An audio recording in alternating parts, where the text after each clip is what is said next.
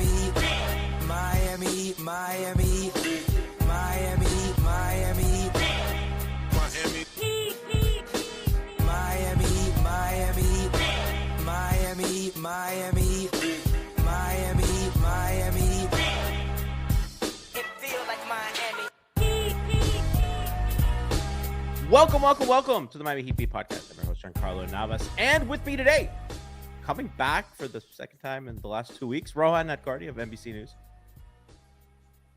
Thank you. Yeah, I was in the middle of complimenting George's glasses when my microphone was unceremoniously muted. So listen, if you're watching on TV, I'm glad I got the memo for everyone wearing black glasses today. Yes. Right. Listen, we have a lot. It's an NFL Sunday. It's a Premier League Sunday. Liverpool is in a dogfight with Manchester United right now. Titles on the line. So I appreciate my two guests, Rohan and Jorge Sedano of ESPN, friend of the show, for joining us. I appreciate everybody in chat for coming with us. We're going to spend a little time before your NFL slate kicks off. Let's get right into it. No need for introductions. We're all friends here. George, I know we're sloppy seconds. You went on 5 reasons. Yes, we had you booked, and I see Ethan was on vacation and snagged you.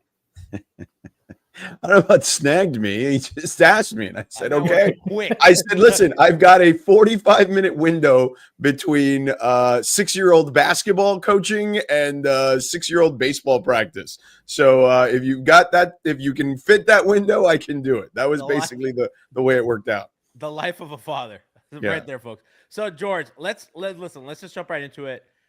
This has gotten ugly. This has gotten ugly a lot faster than I thought it would. I thought this would kind of get kicked into the offseason, and I thought he'd probably leave on a sign and trade for a modest return, and we'd all kind of move on, because I don't think either the organization or Jimmy kind of wanted this PR hit. But it would appear after that game in New Orleans, in which it was alleged that they had accused Jimmy of maybe not trying or not putting in the effort that they expect out of him, this spiraled very quickly.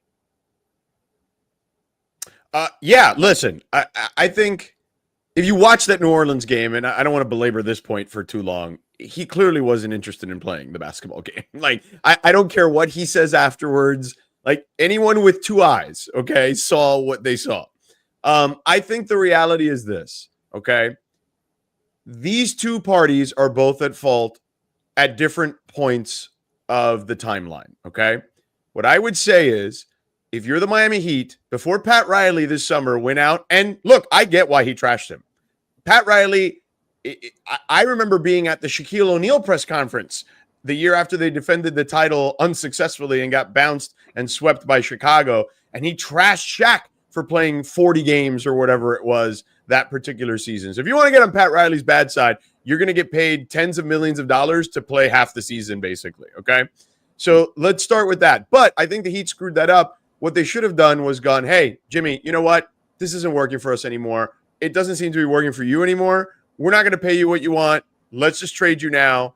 And they should have done that. However, after that point on, Jimmy Butler and his representation have handled this really bad, okay? From trashing Shams Charania for no apparent reason to the point where now Shams literally looks like he's clairvoyant. Everything that his agent said wasn't happening is exactly the way everything turned out that Shams reported weeks ago, okay? So, and then Jimmy, the way he's handled it since, this whole passive aggressive thing. Like, this was always going to end this way with him, and they should have known their personnel better. Okay, KYP, the Heat's biggest problem at times is they drink their own Kool-Aid and they feel like their way is always going to work and they can change everybody, and it doesn't work, man. People are who they are. Jimmy is who he is. This is no different than any of the other spots. And what I would say is both sides handled this really poorly. I mean, go ahead, Ro. Yeah, I think George is right. I think it's, first of all, more than anything, it's just a huge bummer. Like, I was turning on that Pacers game the other day that ended up being Jimmy Butler's last game. And I remember I literally was telling someone right before, I want to make sure I watch this game. Like, I really don't know how many games Jimmy Butler's going to play more for the Miami Heat. That's looking like 99.9% that's going to be his last game. And that sucks. That really sucks. Obviously, he delivered so many incredible moments here, and it's just a bummer that that's how his tenure is going to end. I'm with George. Like, I think, both parties are definitely have like done things that I don't really agree with here. And I think I'm still trying to figure out why exactly it escalated the way it escalated to the way it did. I do think, it is strange because Jimmy, after that Pacers game, was like, I'm a really competitive guy. I don't like the idea that people saying I checked out. It's hard to say he wasn't checked out. Then you had Bam saying a day later, well, we do kind of ask him not to play on the ball. I do think there's a little bit of, I think he was like taking his frustrations on the scheme and everything else out at the same time by being like, I'm just going to stand here and going to quote unquote, oh, this is what you're asking me to do. This is what I'm going to do then kind of thing. But to George's point, like, I just think the last like 3 years of this era has kind of been mismanaged a little bit. And like, gee, you and I like text about this almost every day now, but I just think that there were moments where this team should have been more aggressive, building around this core. And to George's point, drinking their own Kool-Aid, I think they bought into that finals run a little too hard, and that really masked some of the issues that this roster had. And this is what's kind of like zooming out, frustrating about the situation, where if you're like the Heat, you're like, let's have Jimmy Butler, play out this year, and then maybe we'll sign and trade him in the offseason. That's how it's going to go. Forget like even the idea that he's going to be a distraction. Let's say Jimmy Butler did what they wanted him to do, right? Play out this year. We're going to trade you in the summer. You're still wasting everyone's time by doing that strategy, right? Like, we know this team's not going to contend. You're not going to extend Jimmy Butler. Why are we doing the third straight regular season of the Miami Heat in the play-in, and your strategy is to hope to overachieve? Your strategy is to like have Spo sprinkle the culture dust in the playoffs and hope to overachieve. Like, that's, I think, what's been really frustrating to me is like the best version of this plan was you still kind of waste another regular season. Well, like, I think to George's point about drinking their own Kool-Aid, I mean, they are a little risk averse. And I think that they think that the guys that they have or the guys that they can find and develop are going to cover the hole so that they don't have to kind of punt on a regular season. They don't have to kind of punt on these guys that they've invested their time and resources in. And I mean, George, those guys left for nothing. Gabe Vincent, Max Strus, Caleb Barton, they're all gone, and all they have is, what is it, a protected second-round pick from the Max Strus sign and trade?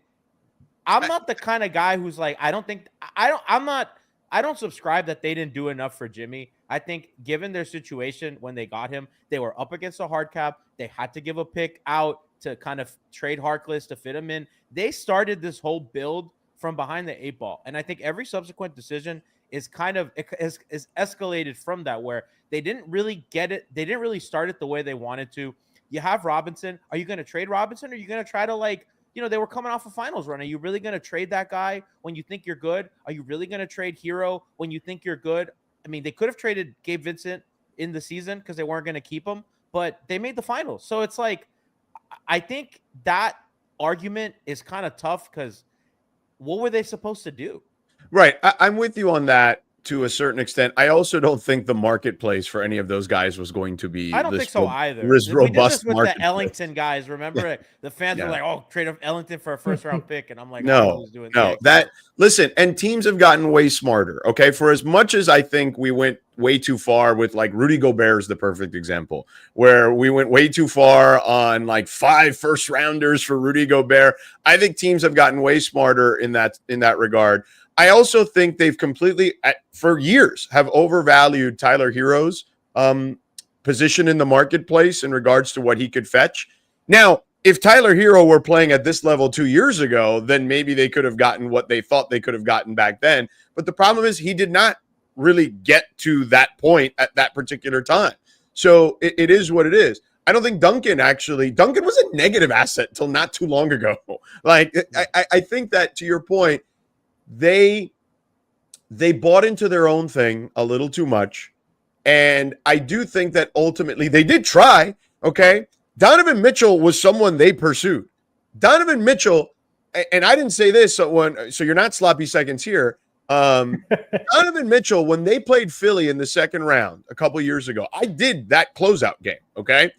And Donovan Mitchell was there, okay? Donovan Mitchell was in Philly for those games against the Heat in the playoffs because he wanted, it seemed obvious, now he never said anything, but it seemed fairly obvious he wanted to be part of the Heat.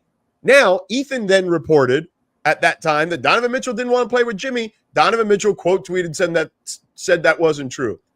I'm not calling Donovan Mitchell a liar, but I'll tell you this. Jimmy Butler is not everybody's cup of tea, okay?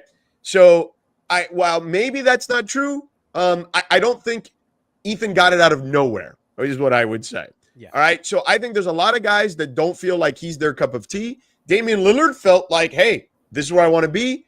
I want to do this. It didn't work out because they didn't want Tyler Hero. Now, we can argue, and I have recently, actually, with some Portland fans out of nowhere, all during this Jimmy Butler thing, while they were taking glee about Jimmy Butler. I'm like, well, if we're being honest here, it's not like this has worked out all that well for Portland. And they were arguing about the 2029 Milwaukee pick, and I'm like, we don't even know what that's going to be like. Like, we're expecting that to be good. We don't know, okay? Like, we don't know. You're just guessing. Like, maybe that's going to be good. But nonetheless, neither here or there. The point is this. They've tried. It just hasn't worked out. Now, Rohan, you and I on Twitter got into it a little bit, not like in a bad way, but just like a back and forth about could they have done stuff on the margins like a Derek White, who has turned out to be an excellent player. Sure, anyone could have had him. But we also argued about Kristaps Porzingis, where it's like nobody wanted Kristaps Porzingis. So I think that they tried their best. They are risk averse. They've always been risk averse to some extent. Hell, they amnestied Mike Miller. You know what I'm saying? Like, so like you can find instances in their history where it shows who they are, which is normally to be risk averse and to reward their own guys. That's been their history.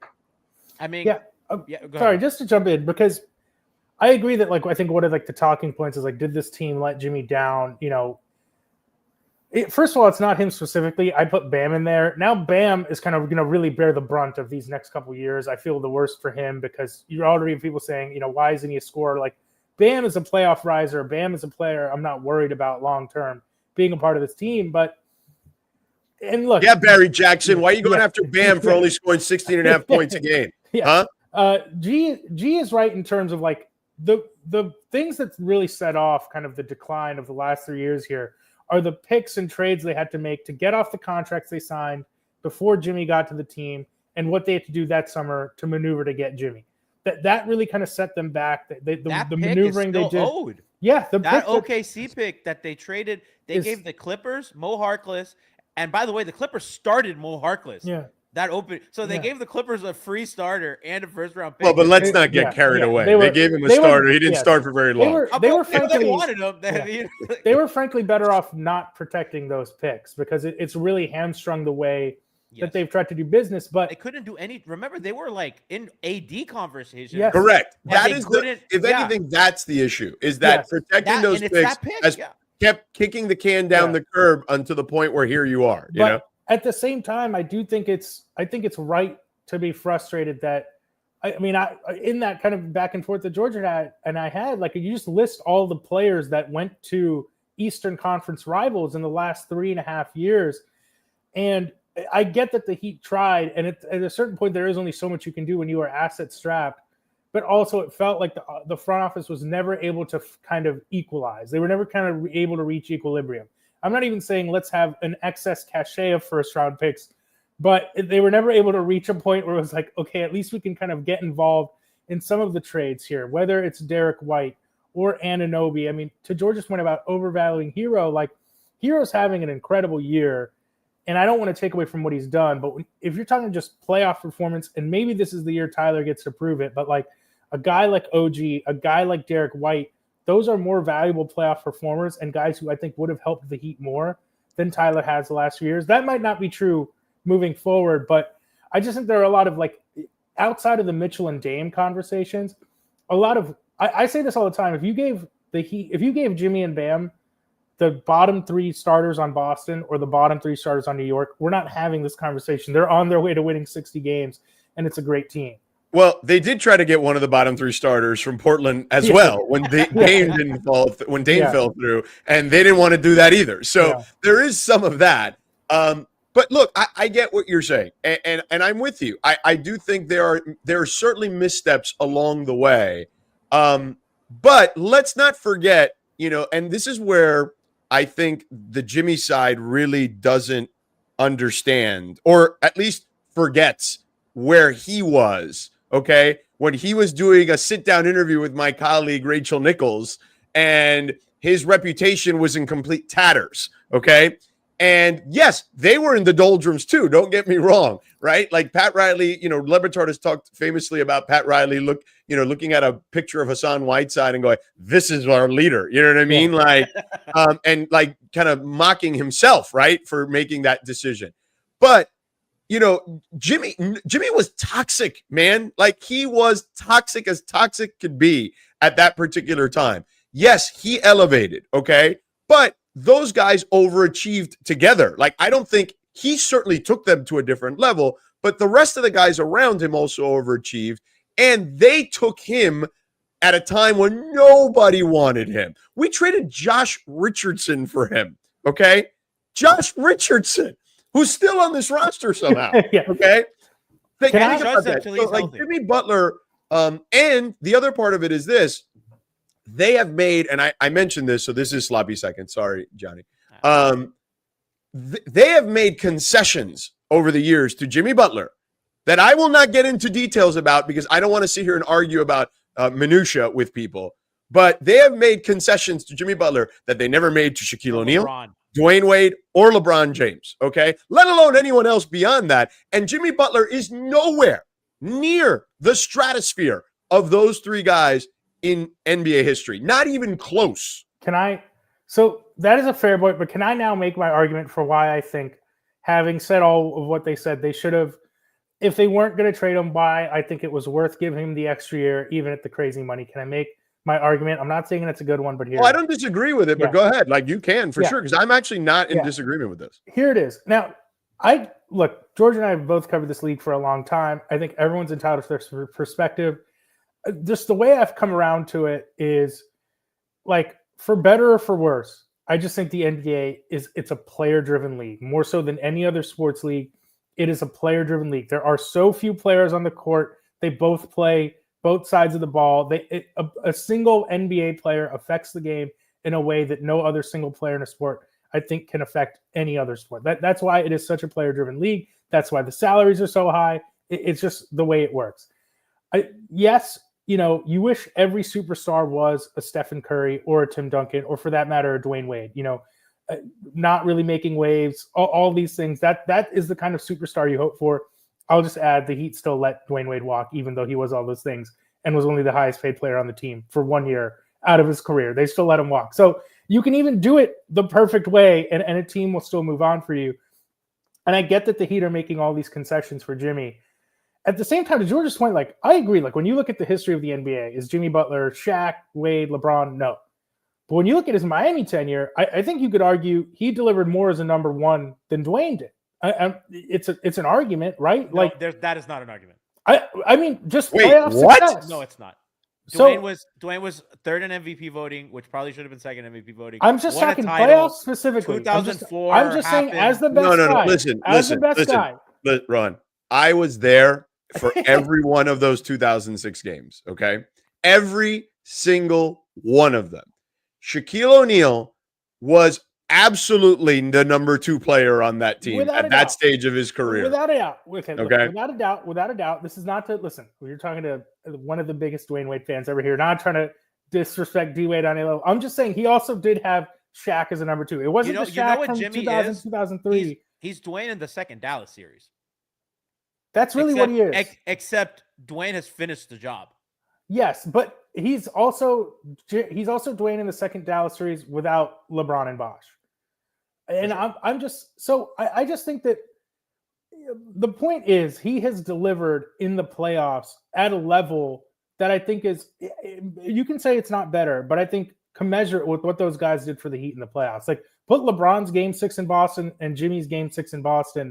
This is a zero-sum game for me. Like I don't buy that. I don't think you can say LeBron just because he didn't Kyle win, Lowry. his individual performances weren't as great. His individual performances were great, but this is a zero-sum game for me. Yeah, at the end of the day, I am not putting him in the same stratosphere as those guys, not even as playoff performers with the Heat. Because Shaq's first year, had Dwayne not had the rib injury, they win a championship then. And Shaq was still number one player then. Year two, that second year, he was not anymore. Like you could see it even during the regular season. Sure. But I mean, you can make that argument with the 2020. He was old. If we're being honest, he was old. Because Dallas did stuff to him that I never thought in my wildest dreams you could do to Shaq.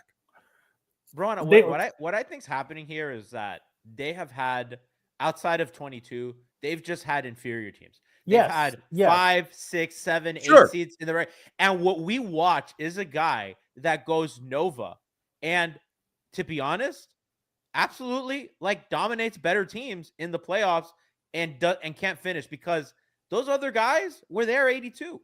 And they weren't, they didn't have to play a Milwaukee in the first round and then a Philly in the second round or stuff like that. Like those other guys were just on better. The teams were better because they were better. They were better from October to July. And maybe Jimmy has like these moments where you watch this guy do stuff that's like impossible. Like that Milwaukee series. I mean, George, I don't think that building's ever been louder than that game against Milwaukee. Like that I mean, it's the stuff that we watch sports for. It's just like he makes stuff look impossible. That's a little bit of like the newest thing is the best thing. Like I would they won the first championship. Okay, they went to their first NBA Finals. I know because Jason Williams hit 6 threes. That is the loudest thing I've ever heard in my entire life. There, honestly, even when to me, there's nothing that compares to that. Like that moment when they went to their first finals was no offense to the Milwaukee game in the first round. It is definitely the loudest moment I've ever heard. I did that to an MVP. George is really putting us in our place with the historical references. I have to respect it. I guess, but just to put a bow on my point, I just will say that I think that he ultimately has delivered in the playoffs in the way they've needed him to. And I just think all that was worth an extra year and trying to put a better team. I think they should have and kicked the can down the road one more year. Yes, exactly. Yes. All that was, and I think all that was a good reason to put a better team around Jimmy and Bam. And if you're not going to do that, if the idea was we're going to play out this year, then why are you wasting everyone's time? You're wasting the fans' time, the players' time by just having another lame duck year. Yeah, I mean, yes and no. I do think I actually like, and I hope they do, and I don't believe they will. I like this idea of whatever's coming next is this group of players between the ages of 21 and 27. Like, I like that for them as something they haven't done since pre-Pat Riley, to be honest with you. I mean, if you guys really want me to go historical, you have to go back to Glenn Rice, Ronnie Cycli, and Steve Smith, really, where they had a real core of guys, across the board. Mm-hmm. Because obviously LeBron, Wade, and Bosh were all, I believe, still all under 30 at that point, at least initially. But I'm talking about in a rebuild scenario. You have to go way back to that. Because even Alonzo and Timmy was already north of 30 when he came to Miami. Zoe was under 30. But yeah, I like this idea of figuring out what that's going to look like beyond Jimmy. And honestly, I think hopefully it happens soon so that way everybody can just move on. Yeah, I do think it needs to happen soon. I think my fear is moving forward is I think at the end of the day, it's obvious that this situation's it is what it is. I'm still, there's, like I said, this 0.01% chance I'm holding out that maybe these sides find reconciliation. I'd love if Jimmy re-signed for 2 years. It's not happening. Not happening. Anywhere but Miami. Yeah. My thing with their young core is I think they're all interesting players. It doesn't work without a star to orbit around. I don't think Bam and Tyler are going to work without a star to orbit around. Offensive star. I do think people I've seen so much stuff about Bam. Bam's the best or top 3 defensive player in the league. Like, he's a star. He's just not a 25 point. Yes, and he can be a 20 point per game scorer when he's playing off, an engaged offensive scorer like he was for a couple years there. The last couple years until this year, where I don't know if he's just tired, but to me, it's more than just he's a bad player. Like, I think there's something going on there. Well, but I will say this real quick. I do think he's tired. Yeah. If you look at the guys who played in the Olympics, most of them outside of Bam started off really well, and then they hit a real dip in production fairly quickly within the first month or so of the season. And like a thing that doesn't get talked about, and this is not like a Jimmy excuse, like this is for the whole team. Like, they've also had a lot of deep playoff runs the last 4 or 5 years. That adds up. We saw it add up to Dwayne, who obviously is we saw it add up to like Dwayne, who's obviously much older, but not everyone is LeBron. We saw it with Steph. He missed almost a whole season. Like, this is not like a easy thing to do to get into these deep playoff runs year after year. Why were you fist pumping there? Salah put Liverpool up 2-1. Unbelievable. Oh, I was like, what is happening? Yeah, because you were saying Steph Curry, and I'm like, Steph the whole season. Yeah, they went down. I was miserable. Like 15 minutes into the show, Gakpo scores an absolute cracker. Oh. I thought all of a sudden you were I didn't realize you had this Steph Curry fandom when Rohan had mentioned that. Like, I'm like, I must have missed that. I gotta be honest with you, didn't hear a word you guys said. Yeah, the last. Well, that's great. Glad I was glued. Yeah, right. Really, it's just I should have just gone. We should have just gone. Where's Alf when you need him? Yeah, seriously. We should have just done 5 reasons again together. So I'm a little. Let me just put it this way. I'm a little nervous about what direction they take, because I think they just need to figure out how are we getting the next guy. And I think they need to find a way to get players and picks to play for that person, but I'm nervous that that's not necessarily what they're going to do. I think the guy they get now is someone they're just going to flip. I don't actually think that's the person. Yeah, I agree. You mean they're not going to keep Andrew Wiggins? Or Brandon Ingram or whoever? I mean, listen, this is going to sound absurd. If David Griffin is going to get involved, I at least kick the tires on Zion, as ridiculous as that sounds. I don't think it's that ridiculous anymore. I don't think it's that ridiculous. You give Zion a little culture. You want to talk about well, and you can get out from underneath the contract at least for another year, I think, right? You have like one more up to this next offseason. So like you can at least kind of rent him and see what it looks like, I mean, they're going to want a guy that can help them. And I'm going to cite a Keith Smith a tweet from yesterday where he's kind of talking about Miami's draft situation. So Keith says, if Miami Heat were to miss the 2025 playoffs, they'll keep their first round pick in the 2025 draft. That sounds good, but then Miami will give an unprotected first rounder to the Thunder in 2026. Then, because they can't give a lottery protected pick to the Hornets in 2027 for the Rozier trade, the Heat will owe an unprotected first round pick to the Hornets in 2028. So then that pick becomes unprotected later on. So I think they're going to want a guy that can contribute right away. I think they're going to try to make the playoffs this year, and it makes sense why. And listen, I mean, I think Ethan's reported they have to make the playoffs this year. They have to make the playoffs this year. Yeah. A lot of guys are like, hey, they're going to want a guy that can help them kind of contend for that spot, get out of that play for 6, which they can. I mean, they're good. I mean, Tyler Hero's good. Yeah, good. And I would also add that. Oh crap! I lost my train of thought. But go ahead. No, yeah, I mean they're just going to be too good.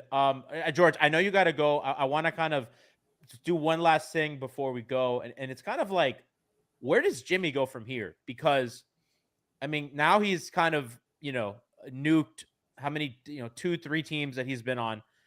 It doesn't end well, and that's 4 actually now. 4, yeah. And I would argue. I don't think Chicago was that. Chicago didn't feel like that, but they didn't want to pay. Well, I mean, he literally.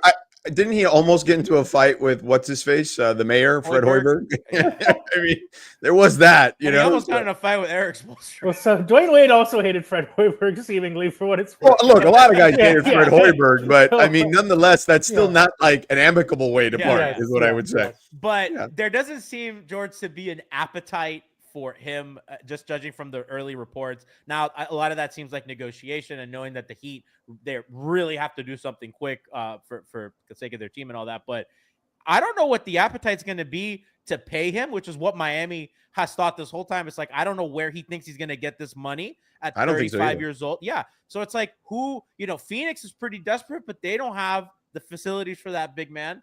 All these teams that might want him, that would pay him can't really get him. These second apron rules have really hurt the opportunity for a lot of teams to get him. So you just reminded me what I was going to say. In regards to what they get back, I mean, it's already been reported they don't want any contracts past 2026. I think what's happening in the league is I think the league has taken notice of all these guys over the last 5-6 years, like pushing the envelope, trying to get out of their deals, making a mess of situations. I think that thing is rolling back. Yeah. And I think we're going back to the free agency model. I think in 2026, teams are already loading up to have cap space in 2026, where there could be a number of big-time stars available that particular season, via either player opt-outs or outright free agency. I will just say, in terms of Jimmy's future, I do think that, to G's point, I think there are actually a lot of teams that would pay him. Like, Paul George just got a 4-year deal. Kawhi got a 3-year deal. The Clippers know all kinds of stuff about – you want to talk about difficult superstars. The Clippers know all kinds of stuff about Kawhi Leonard and his knees, and he's had way worse injury problems. Jimmy Butler gave him a 3-year extension. I think it's going to be difficult for teams to do it. He's also a 2-time Finals MVP. I agree. But again, look at the last 5 years. Look at since 2019. Sure. Who's been a better player? But if you're asking me whose ceiling is higher, I still think it's Kawhi's. Yes, but I just think that there are teams who will want to pay Jimmy Butler, who will be able to do it because of what are we talking about? Like this notion that he also wants his bird rights. Like, that's the thing. Listen, I mean, Phoenix would give him a 2-year max, no question about it. Phoenix would give him the 2-year max. Because it's actually shorter than with the O'Beal.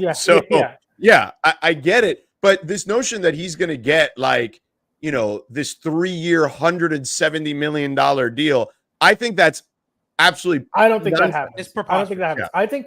I also frankly don't think he wants to play 3 more years. I think he will get a 2-year max from someone. Ethan has insinuated that this is a 2 to 3 year situation, and I can't believe Miami didn't just give him the 2-year.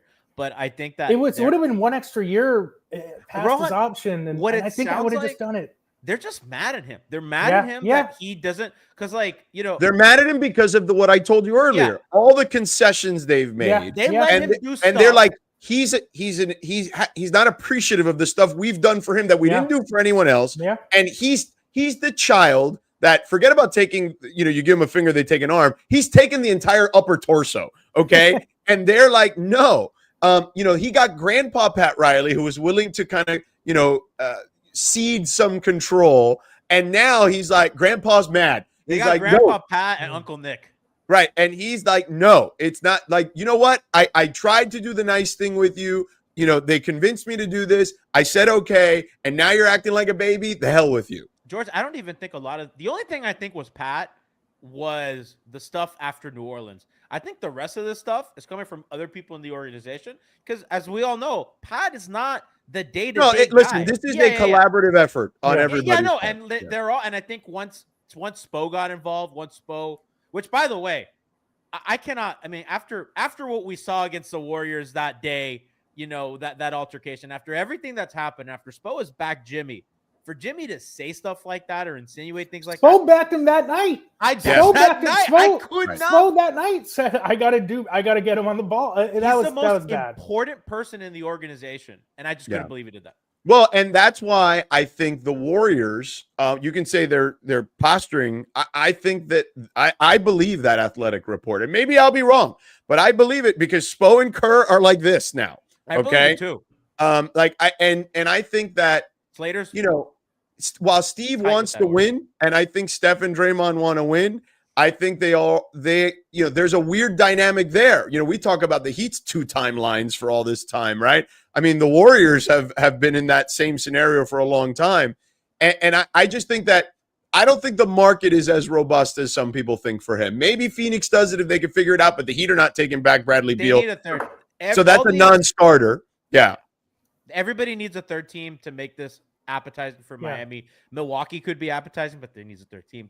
Sacramento, the Nets. There's a lot of teams that need that third. Memphis that need a third team to make this make sense. And once you get into 3-team permutations, things start to get, as we've seen, things get really complicated. Especially now, in this day and age, with what Rohan mentioned, the second apron and just everything that and no one has cap space, makes it more difficult. Because before, it just took a Detroit or somebody with space, like, hey, I'll absorb that contract. You get correct. I'll get to the salary floor. And now the absorbing of the bad contract is no longer an outlet for teams. Yeah, and because you can't afford to dump picks that way either. Correct. Yeah. So it's changed the landscape. There's a lot of sliding doors now, right? So like it's changed the landscape to the point. That's why I think we're rolling back to the more traditional model of free agency in a couple of years. And to close, that's why I thought they'd kick this off to the offseason, because when it becomes a sign and trade, I do think that even limits more options, because when you sign and trade, that triggers a hard cap and everything, but it gives them more time. And it puts, when's the trade deadline? In 3 weeks, or 3-4 weeks, like that comes fast. And now they have a mess. That guy can't, he's scheduled after the suspension. I think it's the Denver game. He can't come back. What are you going to do? No, I'd send him home the rest of the way. The players unions are like, what do you have a mess. I will say, and those guys last night, I don't know if you guys felt this. Those guys look like they don't want to be there. Not that they quit, that they're sad, that this sucks, that like, I can't believe they have to go to work today. Like this is bad. I will say that there's precedent. Like Anthony Davis had to play out that season for the Pelicans, and it was kind of ridiculous. There is precedent. I'll just end by saying, I don't think Jimmy's perfect. I don't think that you could argue whether the front office have done a great job or not. Just based on the last few years, I would have liked to see this team gear up for one more run. It would have been great if they'd gotten out and gotten a Cam Johnson or a PJ Washington or a Finney Smith or whoever the case may be, get some role players, and like, yeah, maybe in 2 years, everyone comes off the books and you really have to blow this up. But like, to me now, this is worse. Like, this is worse than if they'd just given him another year and, it all would have been expensive and bad that 1 year. But I don't know. Maybe I would have rather kicked the can down the road on the pain instead of having to deal with it this season. They get a nice West Coast road trip for their it's the worst possible time. Yeah. Right. Yeah. Now they're going west. Yeah. But I will say this. I am always, and I'll land on this. Yes. I love Spo in the land of misfit toys, to quote my guy Zach Lowe. So I am genuinely curious to see what it looks like over the next couple of days. Best coach in the league, he'll get it done. Guys, boys, thank you so much for joining. United has tied 2-2. I'm gonna go cry after this. Come on, dude. All right, I'm out of here. See ya. Thanks for having me. Good seeing you, Rohan. Good seeing you, George. George wanted nothing. You saw that was a quick out. That's why he's a pro. I don't know if you have a little time. I wanted one more topic since George didn't let us have a clean break. Love you, George. I thought we talked about this in our chat.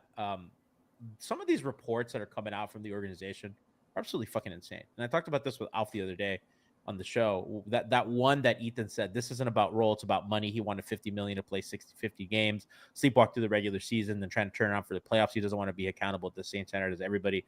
They cannot be doing that, man. They cannot be doing that. They're a basketball royalty. They're an organization that is supposed to be the standard of the league. I don't even think the Spurs did that, and the Kawhi thing got bad.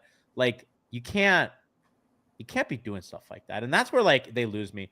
And even if the player is running rampant and doing things, and you know what I mean, like you can't say stuff like that. I do think that's like a big part of why maybe I've been really like pushing toward one side, is I do think the framing of this now, like both sides will say the other guy's getting all the good PR. I think Jimmy's people will say the Heat are getting all the good PR. The Heat will say Jimmy's getting all the good PR. Like, I do think there's been like a real slant like in favor of the front office, and I don't think that's necessarily intentional. I think, like you said, like Jimmy's not really talking a lot right now. Believe me, I'm trying to get him to. But when you see things like, listen, we both love Barry Jackson. He's a legend. Barry was when I was a Herald intern, I looked up to Barry so much. Like when he's saying stuff like the Heat, when he's saying stuff like the Heat are showing Jimmy who's boss, and it's just like, we don't need that, man. We don't need that right now. And also, like, people are like, he's playing 50 to 60 games a year and turning it on for the playoffs. Like, what mid-30s superstar isn't doing that? Like, with that kind of miles on him, with that kind of playoff runs on him, like, that is how you should be treating a player of his age at this point in his career. Well, that's where it goes to, like, they should have gotten him help. Yes. That's where people exactly. Would say, yeah. Like, that's why it's, like, frustrating, because to me, it's like, they're like, well, he's paying all this money. First of all, like, that is just how the NBA works, okay? Like, there's a reason why guys don't take $1 million less than the max. It's like your best player is paid the max.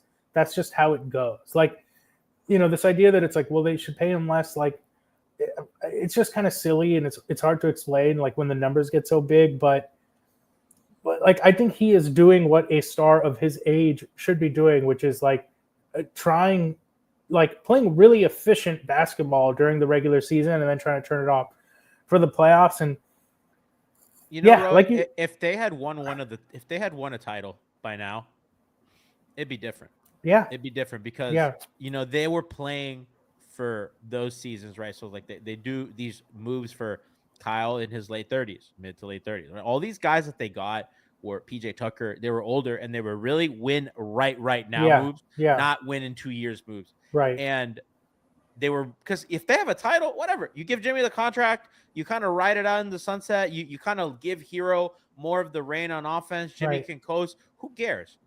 Like that Milwaukee situation, it feels a lot different if they don't win. Yeah. Right. Yeah. It's different. 100%. Everything is different if they win. And because they never won, we're in this situation where everybody's freaking desperate to get something done. And once you get desperate, and I've talked about this with the Harden Rockets, they kept reshuffling, and eventually it's almost like a half-life, like in science. Like every time you shuffle, you're not as good, you're not as complete as you were before.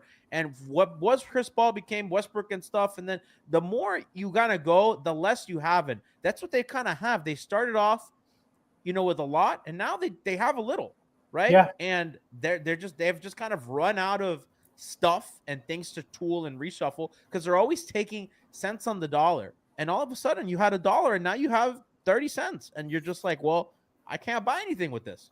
For sure. It's just, man, it's tough. And I get it. They've made all these concessions and maybe it'll come out and maybe it'll not. But like, dude, the stars really run this league, man. Like if people don't think Anthony Edwards is getting those concessions, if people don't think like LeBron left so that he could get concessions from Cleveland and Los Angeles, like if you don't think Zion, even though Zion barely plays, he's younger than Jimmy, isn't getting those concessions, like you could say it's right or wrong. But I think when you're Jimmy and you look around the league and you're like, wait, this star can do this, but they don't do what I do in the playoffs. Wait, Paul George has been nowhere near successful as me the last 5 years, but he gets a 4-year contract extension. Kawhi Leonard doesn't play in the playoffs, but he gets an extension. I can't get one. Like, it's not just about money. Like, people say it's like you should put your pride and ego aside. Pat doesn't do that either, and it's part of what's made him so successful.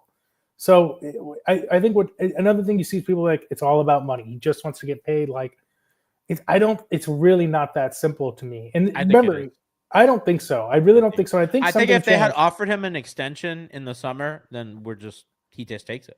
I agree, but like I thought he came out of the season and was playing well and playing engaged. I thought he was playing okay.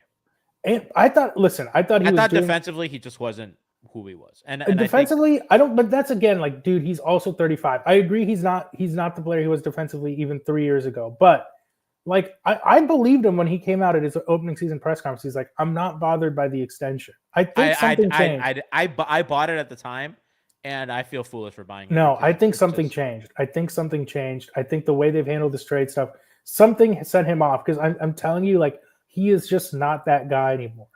I don't know if this sounds ridiculous. So, like, I really do think that, that stuff that Sean's reported from about Phoenix or whatever and all that stuff, I don't think that came from the organization. I don't think that came from Bernie Lee. And I don't really think – I think that teams were probably sniffing around and calling. And the Heat were probably like not too interested. And once that got out, I think that it was almost a self-fulfilling prophecy. I don't know. This is not me reporting. This is just me vibe checking. But everything kind of felt like everything was fine up until then. And then when those reports started happening, which also kind of coincided with like the stuff, the murmurs about Durant being unhappy in Phoenix, all that happened a little too funky. And I'm not too sure what went on there, who was trying to do what to create some sort of pressure on who, but that all started talking. And then he probably got pissed off about the report, whether it's true or not. And I'm not trying to say that Shams is lying. I had conversation. Well, I didn't have a conversation. I was telling Ernie, Jimmy's homeboy, that like journalists don't lie. Sources lie. Barry Jackson's not lying. If something that Barry Jackson said was untrue, that's not Barry Jackson lying. That's the principal that told that to Barry Jackson lied. Right? Yes, but I mean, I'll unpack that and say like it's also our job to understand people's discern, and like you can't just always present.